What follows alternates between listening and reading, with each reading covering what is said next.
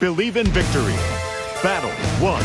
Engage! The safe jump is an age-old staple of fighting games that allows you to continue your pressure after getting a knockdown. This is the act of timing a jump in and then holding back so that you'll attack your opponent if able and block if you cannot. This is a basic form of Okizeme and a simple option select. Adding this tool to your offense will further increase the amount of pressure you can output. As always, remember that your best options are dependent on your character, the environment of the game you're playing, your own playstyle, and many other factors, but please be sure to think critically as to which is best for you to use. I'll be using Grand Blue Fantasy Versus to illustrate this idea, but these tips can be used in any fighting game. In order to implement this into your gameplay, it's important to understand how a safe jump works. Let's break this down into two parts, the defenders and the attackers. For the defender, when their character gets up from a knockdown, there is a brief window of time where they are completely invulnerable and inactionable, ending with them having full control of their character again. This period of time is known as wake up. When this ends, they can perform any action they would normally be able to, but also open themselves up to being hit. For the attacker, they take advantage of this window of time to jump in towards the opponent. As they come down, they use an attack that will hit the opponent on the very first frame they leave that invulnerable state. The magic happens when the attacker lands. On landing, the attacker is put into a jump recovery state, which is usually very short.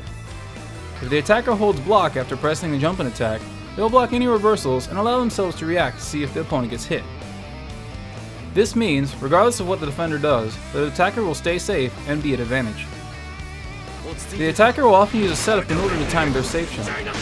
Usually this is done with what's called a frame kill, where an attack that uses a specific amount of time is whiffed to set up the timing of the jump without any guesswork. Frame kills are very useful in their own right, but are too complex to cover in this video. Now that you know the inner workings behind a safe jump, hopefully you'll be able to implement the ideas in your game of choice. Let's look at how to use the safe jump to your advantage. Here we'll be using a hard knockdown using Ladiva's sweep. After the hard knockdown, if your opponent did not block or tried to counterattack, you'll simply get your jump in and be able to continue your combo. This is the ideal scenario for you, as this jump in will allow you to get big damage and continue your advantage. If your opponent wants to escape quickly, they'll often use some kind of invincible reversal to push you away.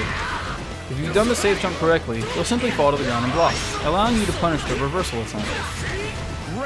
This is about as good as simply getting the jump in, as it allows you an easy punish that once again allows you to maintain your advantage. Be aware that not all reversals are made equal. If the reversal in question is fast enough to beat your setup, you'll still get hit, so do your homework on each character's wake-up options. Once your opponents are aware of this situation, they will begin to simply block the jump in. The trick here is that this is still very good for you.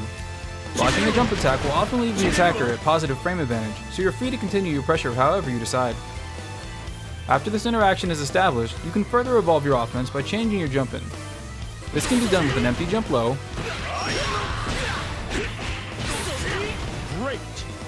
empty jump grab,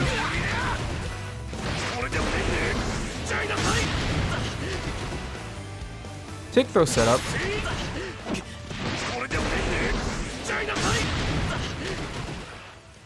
whatever you can think of.